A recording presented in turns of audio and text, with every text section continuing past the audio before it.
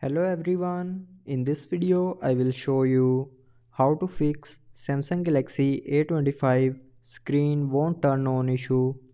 So before starting the video, don't forget to subscribe the channel and also press the bell icon. So to fix this issue, first of all restart your mobile. So to restart, swipe down and click on this icon and then click on restart. And after that open settings.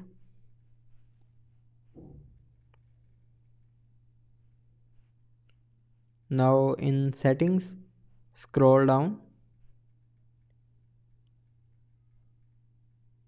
and here click on general management. Now in general management, scroll down and click on reset.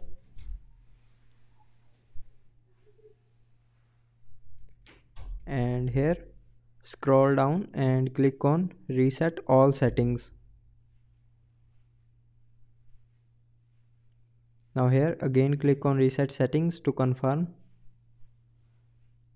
and then enter your lock screen password.